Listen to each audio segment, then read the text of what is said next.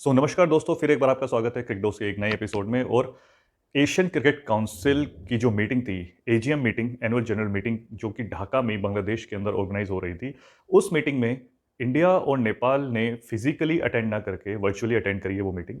इसके बाद एक बहुत बड़ा बवाल खड़ा हो गया है। बवाल एज सच मैं नहीं कहूँगा, बट नेपाल की इस मूव को थोड़ा बहुत क्रिटिसाइज कर रही है मीडिया। कुछ लोग नेपाल के इस मूव को सपोर्ट कर रहे हैं और कुछ लोग इसको अपोज भी कर रहे हैं।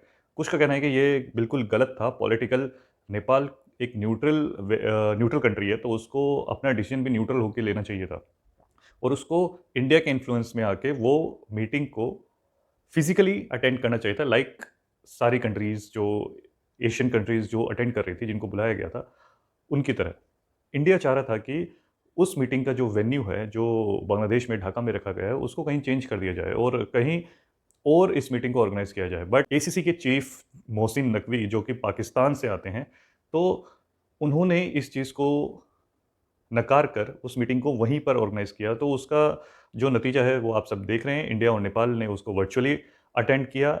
इंडिया तो शुरू से ही उसका विरोध कर रहा था, बट आप सभी जानते हैं कि उसका मेन रीज़न है इंडिया पाकिस्तान के बीच में जो रिसेंटली वॉर हुआ है, सबसे बड़ा रीज़न वही है। एशिया कप होगा या नहीं, और होगा तो किधर होगा, इस बात पे ये मीटिंग का मेन जो बेस था वो माना जा रहा था। जिसकी बाद पहले माना जा रहा था कि इंडिया एशिया कप ही शायद ना खेले, बट ऐसा नहीं है। एशिया कप के दरवाजे अभी भी इंडिया के लिए खुले हुए हैं और शायद इस पे और बातचीत होते हुए शायद ये टूर्नामेंट यूएई अब होस्ट करे, मोस्ट लाइकली, जिसमें वो सभी कंट्रीज खेलेंगे और इंडिया पाकिस्तान का भी मैच यूएई में आपको देखने को मिल सकता है। आप देख सकते हैं कि श्रीलंका, अफगानिस्तान और ओमान ने भी ये बोला था कि इस वेन्यू को आप चेंज कर दीजिए। तो ये कहना गलत होगा कि नेपाल इंडिया के इन्फ्लुएंस में आके ये बोल रहा है। और कंट्रीज ने भी इस चीज़ का अपोज किया था। वो उसका रीज़न कुछ भी हो सकता है, वो इंडिया का इन्फ्लुएंस हो सकता है, कुछ भी हो सकता है, बट नेपाल एक अकेला नहीं है। तो आपको ये मानना चाहिए कि ये एक, इसके पीछे कोई ना कोई एक जियोपॉलिटिकल इशू भी हो सकता है। ये एक साधारण मीटिंग ना होके एक जियोपॉलिटिकल इशू बन चुका है एशियन रीजन के अंदर, तो इसके ऊपर भी ध्यान दिया जाना चाहिए। तो इसके बीच में सबसे मेन जो बात होती है वो क्रिकेट को सफ़र नहीं होना चाहिए। आप कुछ भी कीजिए, पॉलिटिकल उथल-पुथल होती रहती है पूरे संसार में, पूरे वर्ल्ड में, बट उसके बीच में जो गेम है, जो स्पोर्ट्स है, वो बीच में नहीं आना चाहिए। नेपाल वर्चुअली क्यों अटेंड कर रहा है, फिजिकली क्यों नहीं जा रहा है? देखिए, सबसे बड़ा इसमें रीज़न क्या है कि इसमें सबसे बड़ा रीज़न इंडिया ही है। अगर इसके लिए हमको थोड़ा हिस्ट्री में जाना पड़ेगा। इंडिया और नेपाल का जो रिलेशन है, वो किसी भी वर्ल्ड में किसी भी 2 कंट्रीज़ के रिलेशन के बीच से भी ज़्यादा गहरा रिश्ता है। बहुत ही पुराना रिश्ता, और इतना पुराना है कि आप सोच भी नहीं सकते उस चीज़ को कि किस हिसाब से रिलेशन है।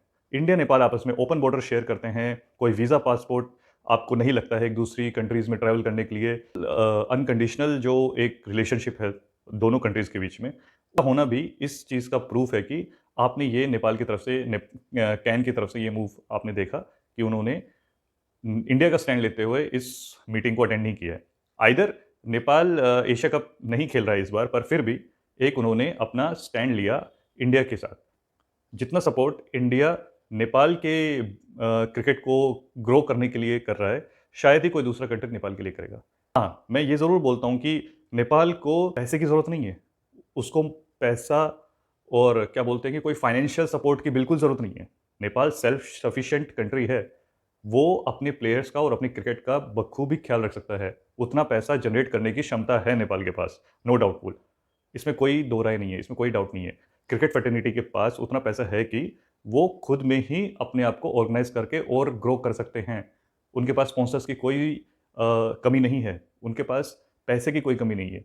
बट एक विचारधारा और एक आइडियोलॉजी की ज़रूरत है कि क्रिकेट में ग्रोथ हो सकती है अगर हम इसमें फाइनेंस जोड़ दें तो। बस इसी के साथ-साथ नेपाल की जो आप क्रिकेट में रिसेंट जो ग्रोथ देख रहे हैं फाइनेंशियली भी, तो वही एक उस चीज़ का नतीजा है। उसका सबसे बड़ा एग्जांपल अगर मैं देखूँ तो अफ़गानिस्तान। अगर बीसीसीआई ने अफ़गानिस्तान की मदद ना करी होती, उसकी क्रिकेट की ग्रोथ के लिए उन्होंने अगर फंड्स और टेक्निकल सपोर्ट ना दिया होता, तो आज हम अफ़गानिस्तान को इस पोज़ीशन में नहीं देख पाते। अफ़गानिस्तान का जो मेजर जो सपोर्ट है वो इंडिया से आ रहा है, चाहे उनके होम ग्राउंड के मैचेस ऑर्गेनाइज़ करने के लिए हों। अफ़गानिस्तान के होम मैचेस इंडिया में ही ऑर्गेनाइज़ होते हैं, तो इतना मेजर सपोर्ट अभी तक किसी दूसरी कंट्री ने नहीं किया था अफ़गानिस्तान के लिए। तो अफ़गानिस्तान भी थैंकफुल है इंडिया के लिए। तो अफ़गानिस्तान ने भी इंडिया का स्टैंड लिया है इस पॉइंट पे। तो मैं कहना चाह रहा हूँ कि अफ़गानिस्तान जैसा सपोर्ट भी नहीं चाहिए नेपाल को। नेपाल के पास अपने फंड्स और अपने रिसोर्सेज़ काफ़ी हैं, बट उनको एक सही रास्ते में चलने के लिए एक बेटर क्रिकेटिंग नेशन बनने के लिए जो टेक्निकल सपोर्ट की ज़रूरत पड़ती है और जो एक्सपर्टीज़ की ज़रूरत पड़ती है, जो एक स्टडीज़, एक मैं बोलूँगा एक एजुकेशन की ज़रूरत पड़ती है, अवेयरनेस की ज़रूरत पड़ती है कि आप अपनी क्रिकेट को, अपनी लीग्स को, अपनी स्टेडियम को, अपनी इंफ्रास्ट्रक्चर को कैसे और बेटर कर पाएँ। बस उसी के लिए इंडिया हेल्प करे नेपाल की। नेपाल की बस इतनी ही आशा है। बाकी सेल्फ सफिशिएंट तो नेपाल है ही अपने रिसोर्सेज़ को इस्तेमाल करने में। अब जब से पारस खड़का का आगमन हुआ है कैन के अंदर, उसके बाद तो एक्स्पोनेंशियली ग्रोथ करी है नेपाल ने क्रिकेट के अंदर। जिस हिसाब से इंफ्रास्ट्रक्चर डेवलप हो रहा है, आप देखें कि टीयू के अंदर 5 महीने से भी कम समय के अंदर एक वर्ल्ड लेवल का स्टेडियम तैयार होने वाला है। अब इतनी पेस से कोई एक स्टेडियम को डेवलप करना, ये भी आप ये समझिए कि कितना पैशनेट हैं अपनी क्रिकेट को लेके। आप गवर्नमेंट को ले लीजिए या चाहे फैंस को लीजिए, चाहे स्टेक होल्डर्स को लीजिए, सभी एक्साइटेड हैं क्रिकेट को लेके, क्योंकि एक यही चीज़ है जो एक पूरी कंट्री के अंदर एक जोश और उमंग पूरी कंट्री को जो जोड़ रहा है। क्रिकेट से ही पूरा कंट्री यूनाइट हो रखा है। एक फ्लैग, एक नेशनल एंथम पे अपने आप को कितना गर्व महसूस करते हैं हर कोई देशवासी अपने आप को। तो आज के मॉडर्न डे में वो स्पोर्ट्स बन चुका है। स्पोर्ट्स ही यूनाइट करता है पूरे कंट्री को एक ही धागे पे। तो इस चीज़ को तो मैं मानता हूँ कि नेपाल ने कुछ गलत नहीं करा है। वो अपने स्टैंड पे ही अडिग रहा है। उसको जो अपने फ़ायदे के लिए अच्छा लगा उसने वो किया। उसके फ़ायदे के लिए था कि इंडिया का स्टैंड लेना और इंडिया को सपोर्ट करना है इस मामले में।